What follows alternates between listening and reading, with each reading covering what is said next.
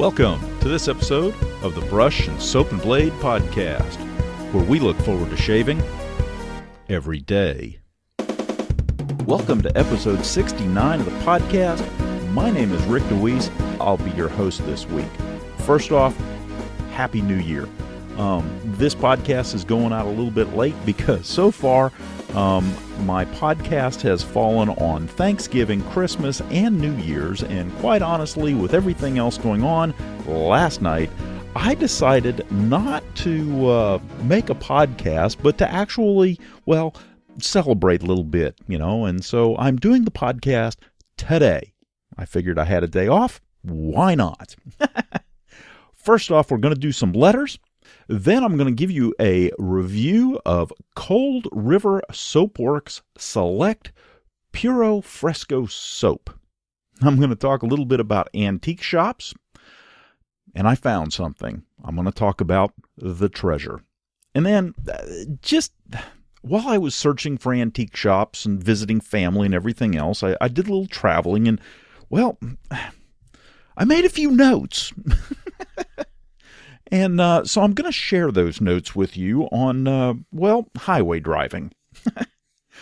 Then just to lighten things up a little bit, we'll talk about shortcuts, or what I consider shortcuts anyhow. And then finally, the gift. We'll talk about that.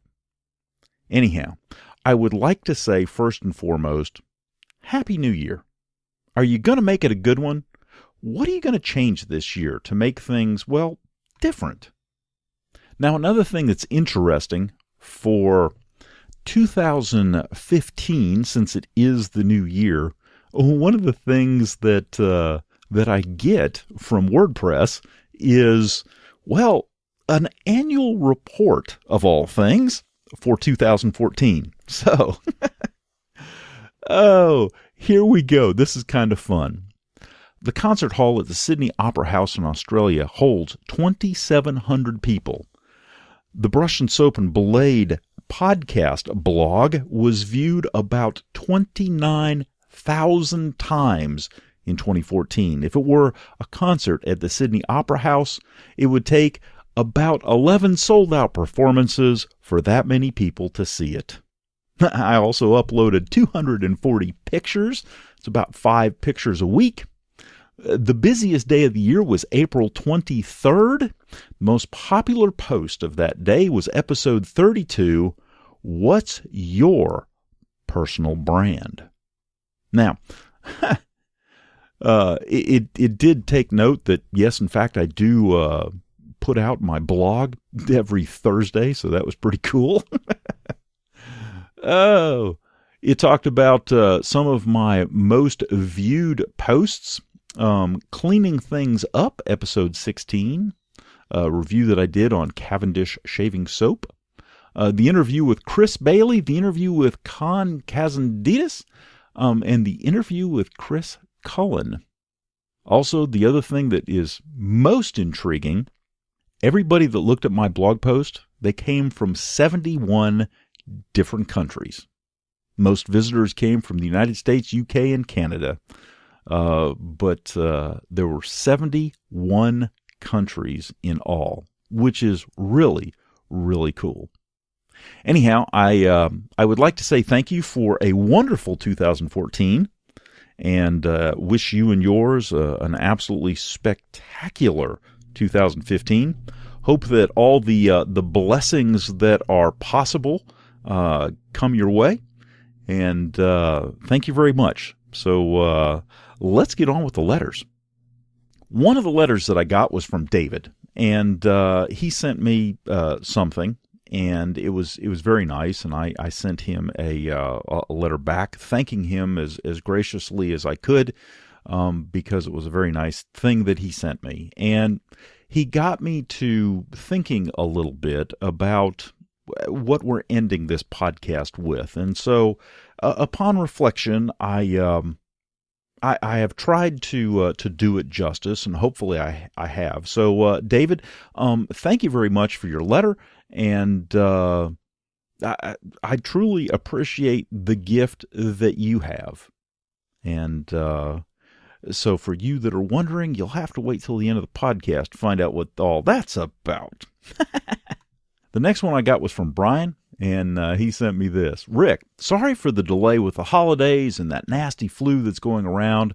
I've been down for the count lately. It takes an act of nature to put me down like that. Oh well, that too has passed. Anyway, stepped into the shower today and hit play on the latest podcast and was absolutely taken aback to hear you read my letter on the show. I'm just so taken aback that you took the time not only to write me back, but to also share it with the community. So, now to your questions. No, it's not easy to find a barber who does a real straight razor shave these days. That's why it was always such a treat when I did actually find one. As for who I've worked with, well, that's a very big list, and it's not as simple as I worked with X, Y, and Z. I started off my career wanting to be in film. I've always been around concerts and the music industry, thanks to my family.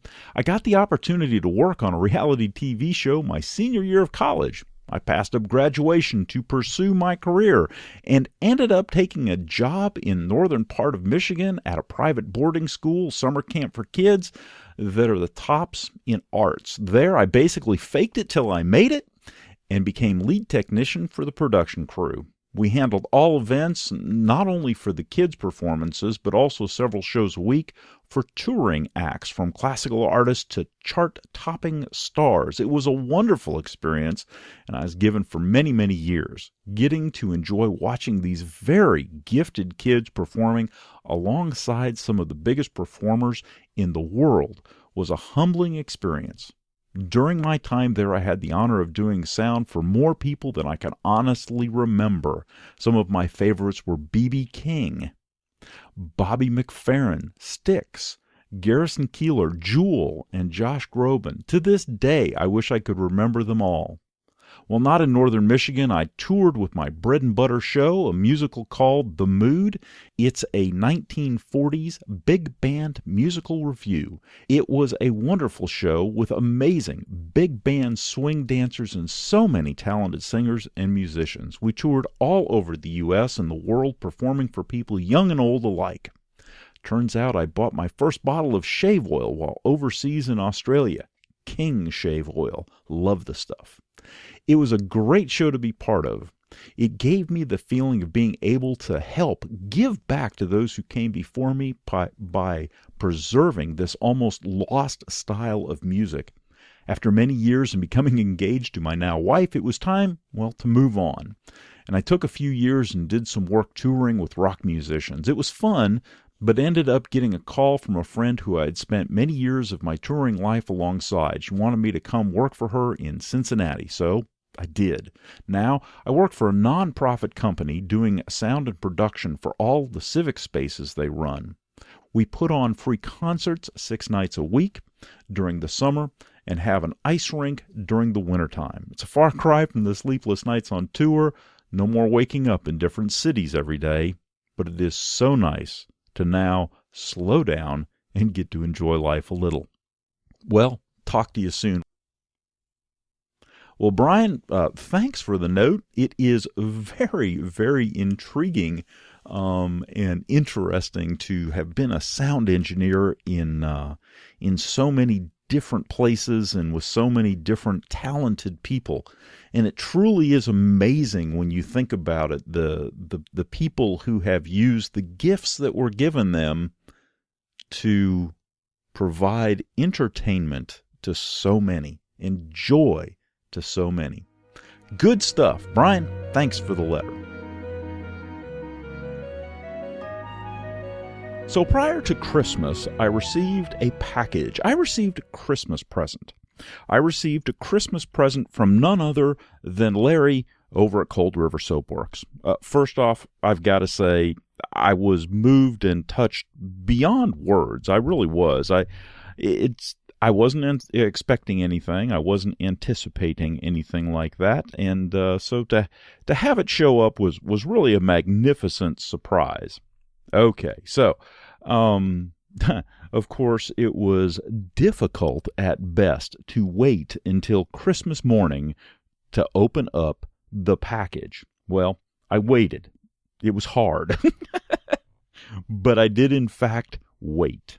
And what I ended up with was a can of Select shaving soap, which is the tallow and lanolin cocoa shea shaving soap that Cold River Soap Works is now making. And the fragrance of this soap was pure Fresco. Okay. First off, the fragrance is really, really nice. Now, the interesting thing is that my wife got the citrus notes out of it. I didn't get the citrus notes. I got almost a pine out of it. Now, it's supposed to have bergamot, lemon, white tea, ginger, with a little bit of rose, nutmeg, geranium, with a base of musk and wood. I got pine out of that somehow. I do not know how. But it's a fresh smell. It is absolutely fabulous. It's very enlivening, I guess is the best way to put it. I thoroughly enjoyed it. Now, my wife, when she smelled it, she picked up on the citrus almost immediately. And I guess my nose isn't attuned to that. Maybe it's been blown out at some point in my life, and citrus notes just don't, in fact, register. Anyhow, so that was interesting. We both got something a little bit different out of it. She thoroughly enjoys it. She really likes the smell. So that was a plus. Now, as I use this stuff, I used it over the course of a week, and I used a synthetic brush, a badger brush, and my boar brush. And here's what I found. The synthetic brush works, but you have to load it a little bit longer.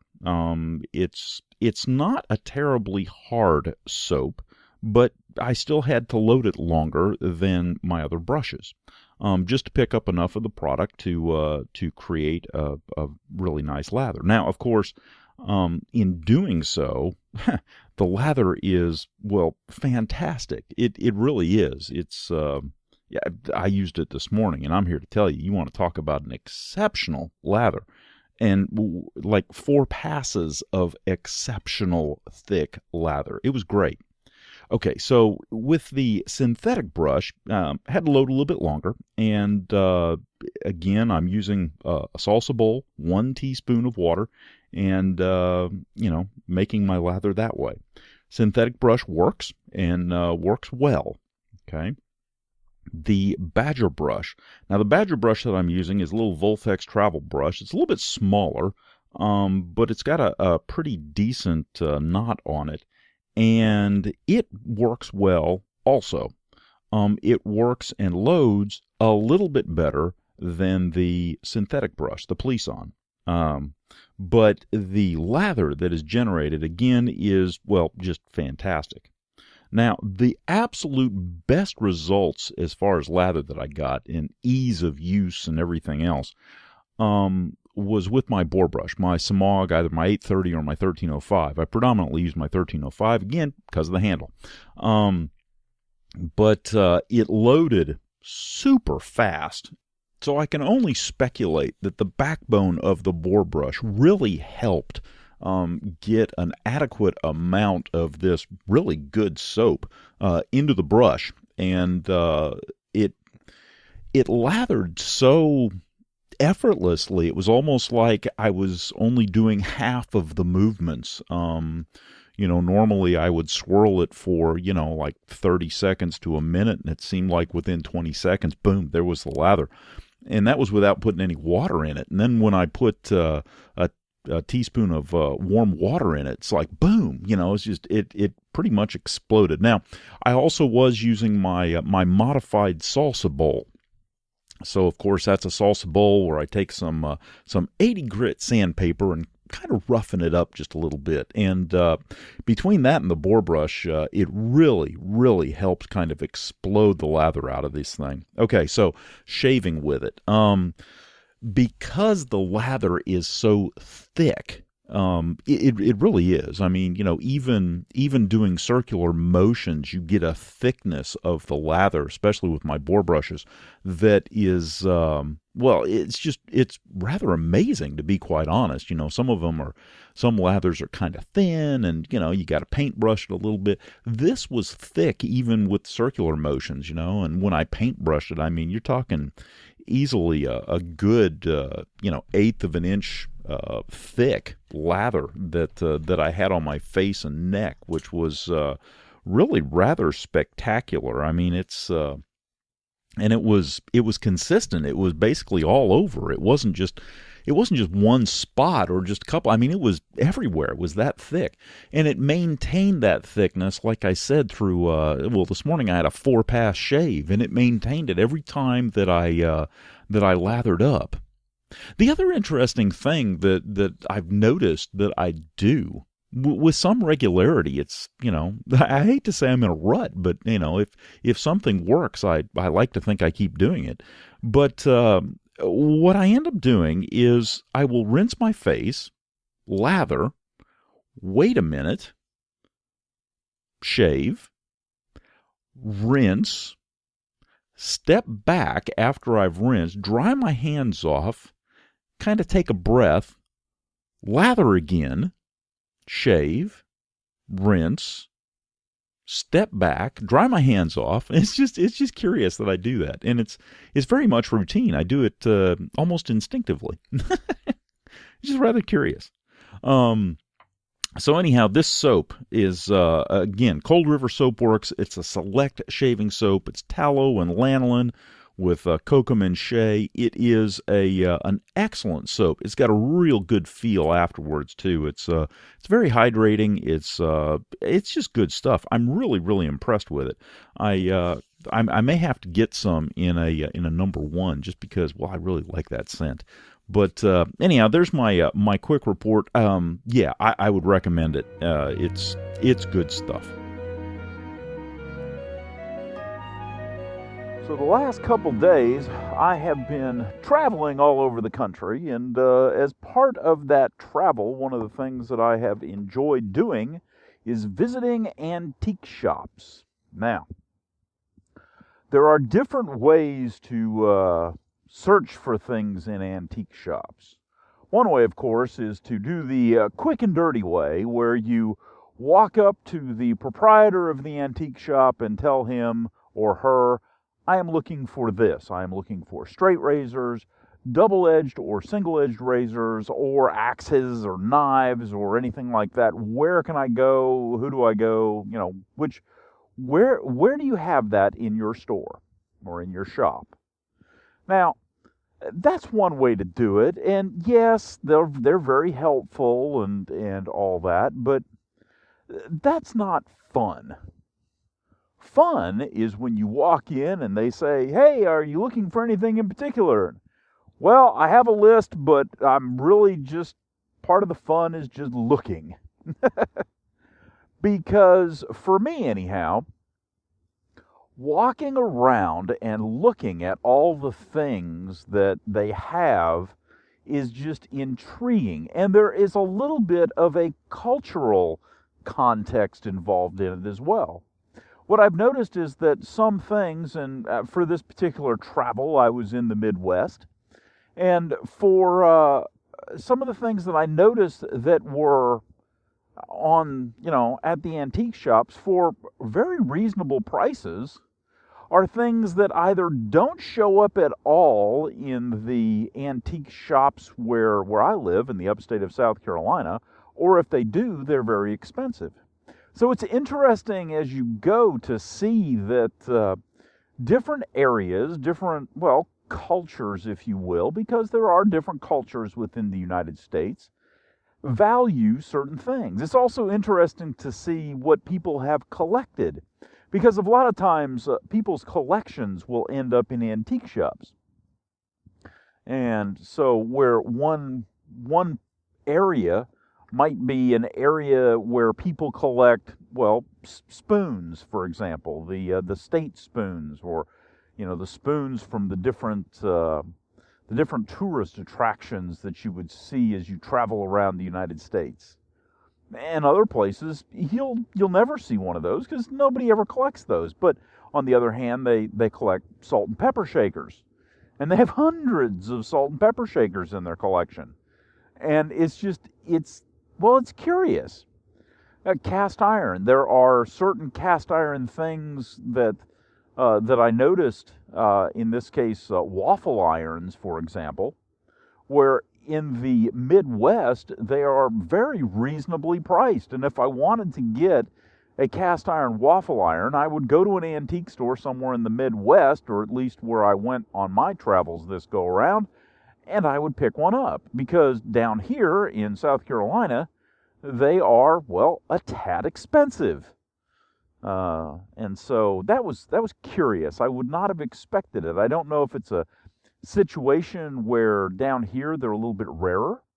They didn't use them quite as much, and so there's just not as many to be had.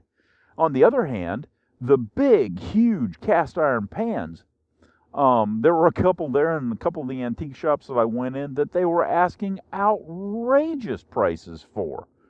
And down here, a big cast iron pan, no big deal. I mean, it'll cost more than a small one, but you can find them. Up there, it was like, the prices that they were asking, you look at them and go, really? Are you kidding me? Now, razors. I walked in, there was one antique store that we went into, and there was one of the glass cabinets in the back. And I have to admit, this antique store was, well, not that good. I mean, there was a lot of stuff. It was spread out. It wasn't well organized. It wasn't very, pleasant. It was just, it was almost like a garage sale under a roof type thing. I mean, it was kind of hodgepodgey and, stuff like that. And I'm okay with that. Don't get me wrong. But there was another one that was right next door that was, well, upscale, if you will, compared to the first one. And so there was a case in the back, all the way in the back, that had about 6 or 7 straight razors and straight razor cases in there. And it looked like, they were only wanting $20, $25 a straight razor. And I really couldn't see the condition of them. So I said, hey, I after I walked through the rest of the store, I went back up front and I said, hey, I'd like to take a look at the straight razors in the case in the back. And he's like, okay, hold on a minute. And then he looked at me and said, well, I can't. I'm thinking to myself, what? He said, no, I can't. The guy that owns those took the key. And I'm thinking to myself, it's kind of hard to make a sale if you can't get the stuff out of the case. Really? He's like, no, I don't have the key for it. The guy took it. He does that often. And I'm thinking, oh my gosh, you've got to be kidding me. Okay, well, thank you very much. See you later. Now, in the other antique store, the one that was, well, a little bit more upscale, I found all kinds of neat things. And one of the things that I found, which was absolutely fabulous, and I'll have to do a separate segment on it, when I'm sitting down in front of the thing so that I can describe it adequately, was a gem micromatic in the case. And but there were also straight razors. Now the straight razors, there was one that he had that was, oh gosh, that edge was beat up. You would probably have to, it was probably about a 5/8 a blade. And by the time you got honing it down, you'd have probably taken 1/8 of an inch off of that thing to get down to decent metal again. And it's like, no, I don't think so. Thank you, but no thank you. Now, we also had a little Gillette travel razor. I don't need one. I mean, they're cute and all, but I don't need one. It's basically a tech head on a little itty-bitty aluminum handle, and it's fit into a case. Now, the case was pristine. And in fact, the razor itself was pristine. And it wasn't that much money, but I just don't need one. I doubt I'd even pick it up. It's just, no. At some point, you got to say, okay, time out. No, I'm not doing that. Now, he also had a couple of valet auto strops, and he didn't know what they were, and he didn't know how they worked. And so I showed him how they worked, and explained how the actions worked, and what kind of blades they were, and all that. And so he was very intrigued by that. He also had some old Rolls razors. I think he had 2 or 3 of those. They were in really good shape. I have no desire to own one of the things. It's really weird. I know they exist, and I look at them and go, no thanks. I'm just not interested. It's just not, it has absolutely no appeal to me. Now, I take a look at a Gem or an Everready or something like a Star or something like that, and I'm all over it. I'm like, oh yeah, ooh, perfect. Or even an auto strop. I'll just, I'm all over that. But, a Rolls, it's like, no, no thanks. It's really weird. It really is. It's one of those things that now that I think about it, I'm like, why? I just don't understand. But saw some great tools. One of the things that I noticed was hand planes. Hand planes can be had very inexpensively. They had some nice bench planes. They're probably 10 inches to a foot long with a nice D handle on the back and everything, and Craftsman, and I mean, I saw them from prices ranging from $12 to $18, and for a hand plane, holy crap, that's a good price, And realistically, as long as the base is square and flat, it kind of, the only thing remaining, other than the adjustment mechanisms, which usually are in good shape, are the things that, well, us as straight razor users and such enjoy. It's a blade.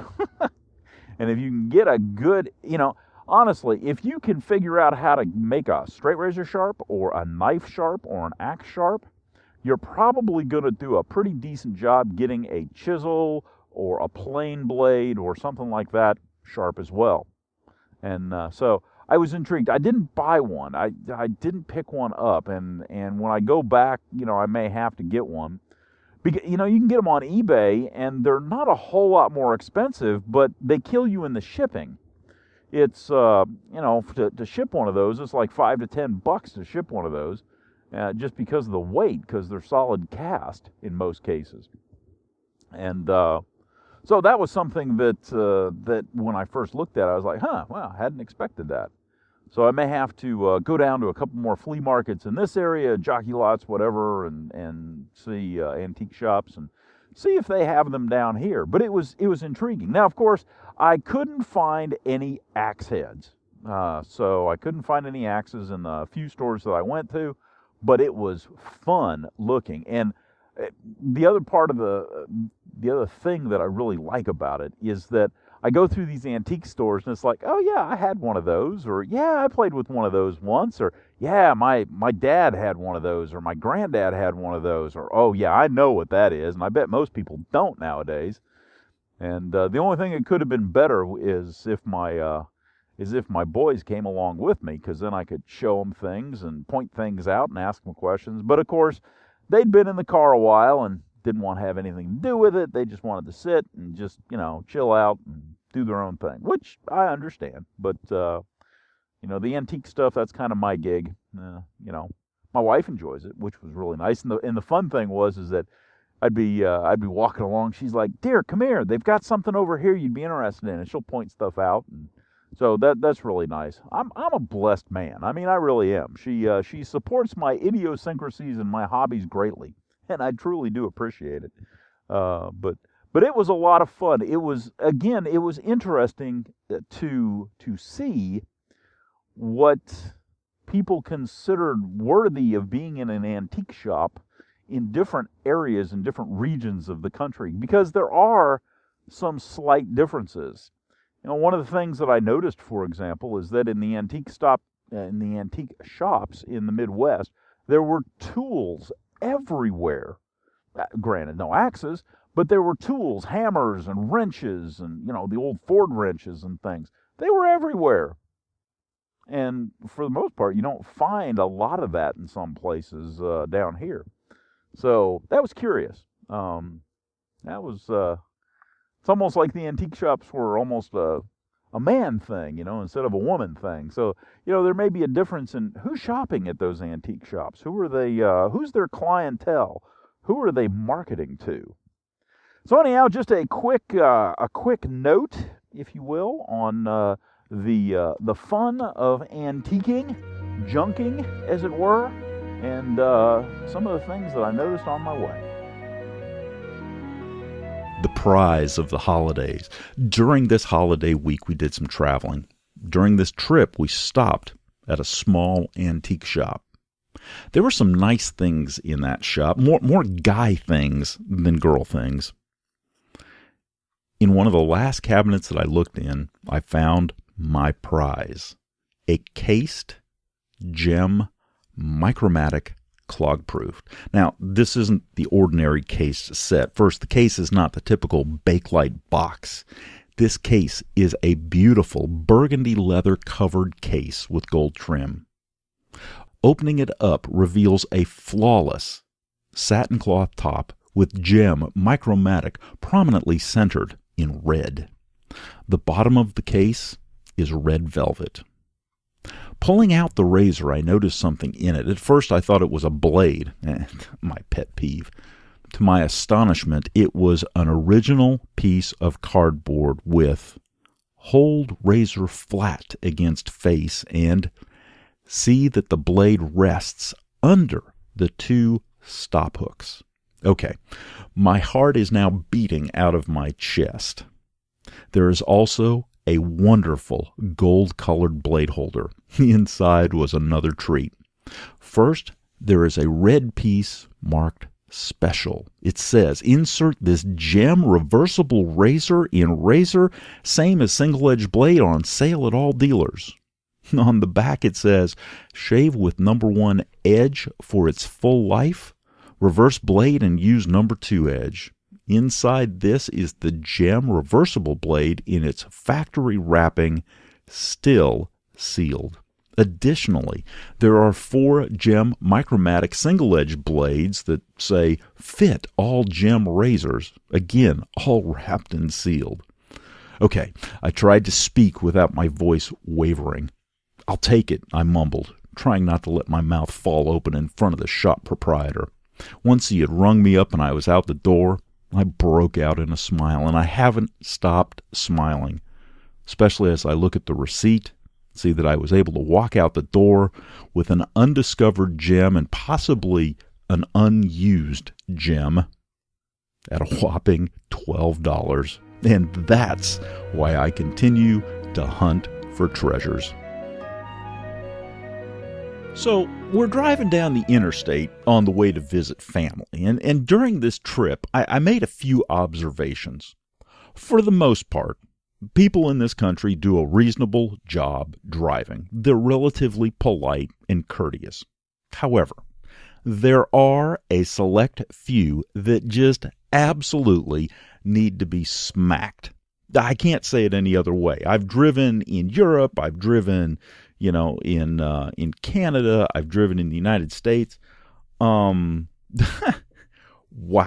Okay, first off, if you're gonna sit in the left lane doing the speed limit while people are continuously passing you on the right, maybe you should rethink what you're doing.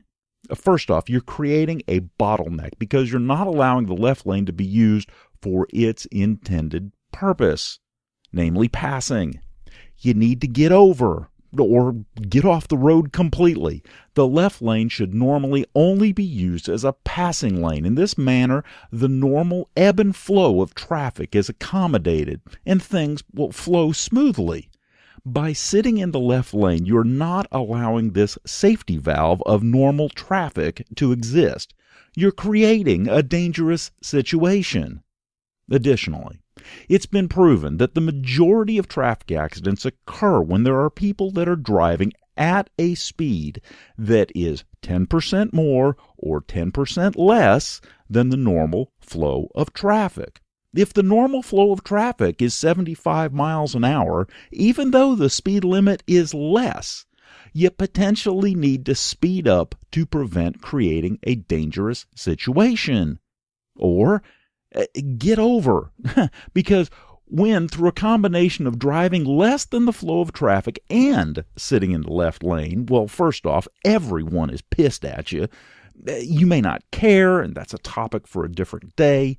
Second, you're in fact creating a dangerous situation. You're not proving anything. You're not going to change anyone's attitude about driving. You're just creating a nuisance of yourself on the highway.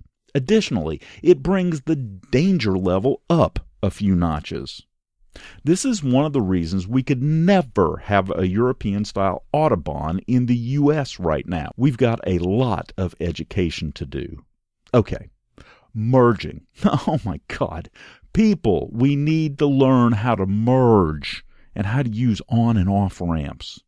An on-ramp is supposed to be used to come up to normal highway speeds so that the vehicle can merge into traffic easily. But it takes two to tango here. The car merging has to be up to speed, and the vehicles that are on the highway need to get the heck out of the way. Staying in the right lane when you can clearly see someone trying to merge onto the highway and from an on-ramp is, well, rude and dangerous. I've witnessed this so many times on this trip.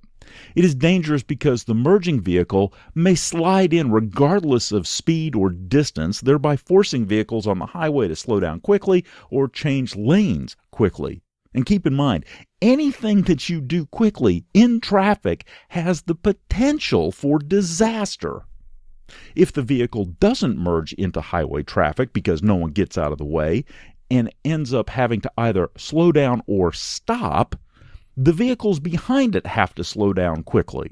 Also, now the vehicle will try to get up to highway speeds from a slower speed with no distance to do it at all. Or they may just get on the highway doing 20 miles an hour.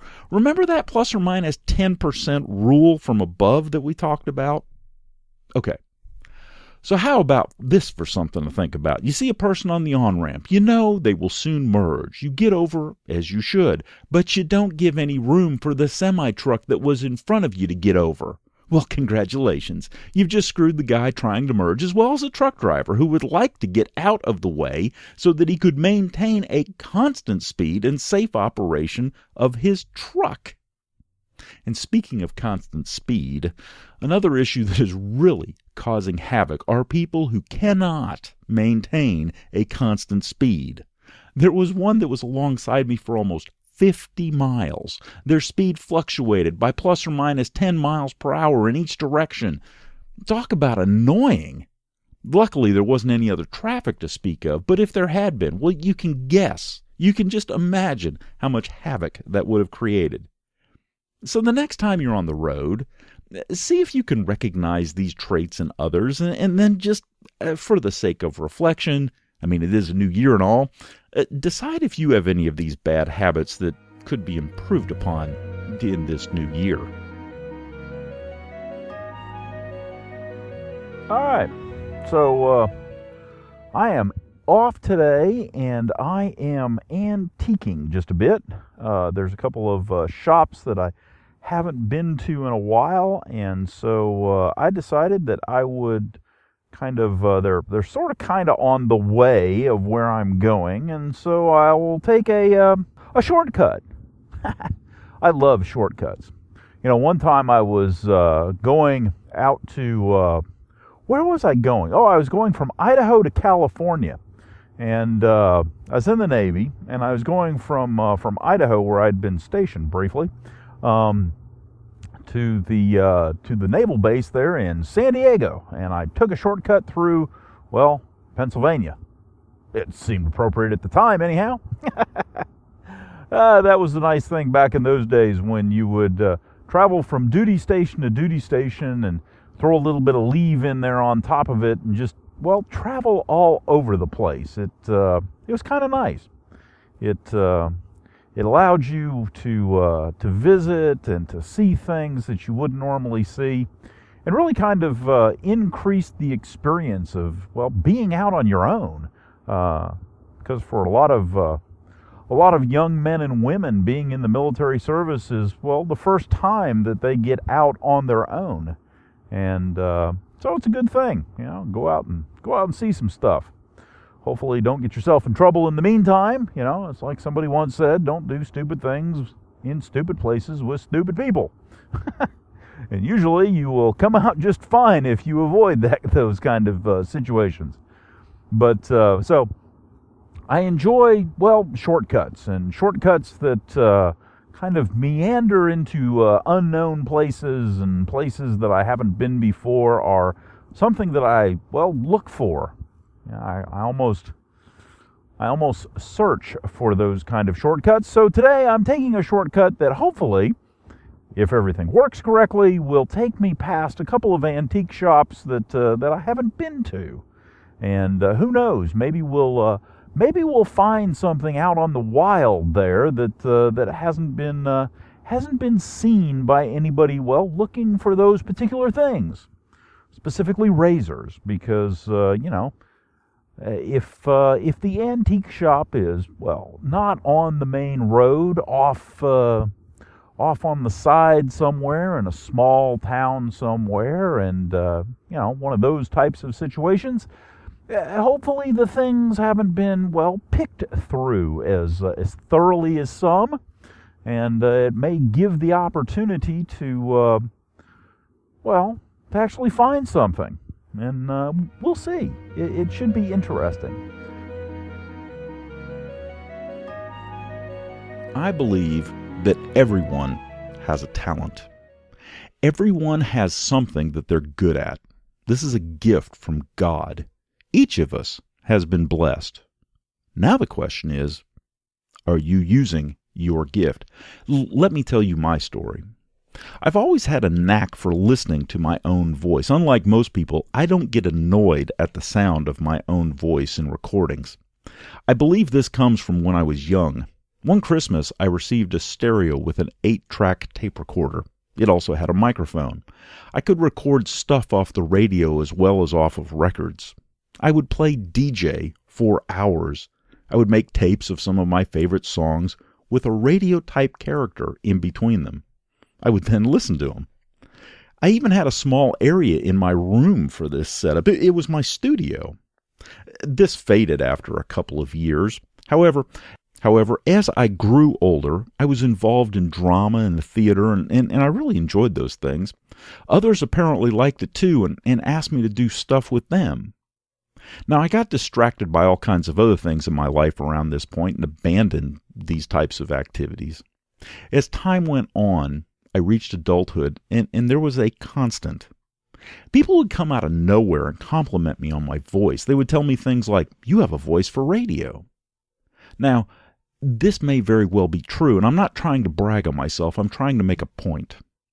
I've developed my ability to speak over time, and I didn't even realize it. I've read, I've studied, I've taught. In the process, I've discovered that I'm pretty good at winging it, as some would say. I've also packed a lot of life into my years, but up to a certain point, I wasn't using my voice. Then I had a revelation. It might have been a dream. I really can't remember. We'll assume for this discussion that it was a dream. In this dream, God gave a child a gift. As the child grew, so did the gift. As the child entered adulthood, people said, "You have a gift." The person did nothing with the gift that had been given. As time went on, people would come forward from time to time and say, "You have a gift. You should do something with it." The person ignored them. The person eventually lived their life and passed on. They found themselves in front of God. God looked at them and said, "What did you do with that gift I gave you?" The person said, "Gift? What gift?" God said, "I sent dozens of people to tell you about it." And both the individual and God we're left with the same thought. What a waste. After that dream, I started using my voice. It was, in fact, a gift from God. Not everyone has the same sound quality. Not everyone can get up in front of people and speak easily. Not everyone can time things so that they sound reasonable and not rushed. So I started reading at church. I started doing stand-up presentations at work. I started doing a podcast. In other words, I started using my gift. Now, here's the question. What gift have you been given? Everyone is good at something. I'm convinced of that. What are you good at? I have a voice, but I'm a lousy writer. I'm a reasonable storyteller, but I couldn't paint a decent picture to save my life. I'm not good at playing a musical instrument, although I dearly love music. Different people are good at different things. I worked at a gas station once. One of the guys that worked there was huge. He was blonde and he was a biker. He was absolutely enormous. The first time I saw him, he was holding an automatic transmission up in a car. And those things are heavy, but he was holding it up with one hand and tightening the bolts with the other. As a young guy, I found him just, a bit scary. But he was a heck of a mechanic when it came to vehicles. I know a lot of people that are not well read, they're not well educated, but they can cook. Some people have the gift of music, either composing or playing. When you hear what they've done or hear what they're playing, it's magic. It has an almost angelic quality to it. You find yourself mesmerized by it. How often have you been amazed at someone's abilities? How often have you wondered how they were able to do something? How often have you realized that their abilities are a gift? Now, since it's a new year, let's do some reflection. What's your gift? Do you know? Is there something that you can do that has people standing there looking at you and wonder? Now, here's the part that can be a bit scary. Are you using it? Are you truly using your gift or gifts for the betterment of the world around you? Are you sharing? Or have you ignored your gift and thought to yourself, it's too hard?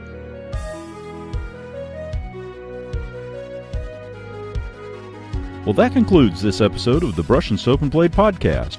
I hope you enjoyed listening to it as much as I enjoyed making it. If you have some suggestions or would like a topic covered, drop me an email at brushandsoapandblade@gmail.com or give me a call at 864-372-6234 or contact us on Twitter at BrushnBlade. You can also visit us at our blog, brushandsoapandblade.wordpress.com. As always, we're available on iTunes and Stitcher.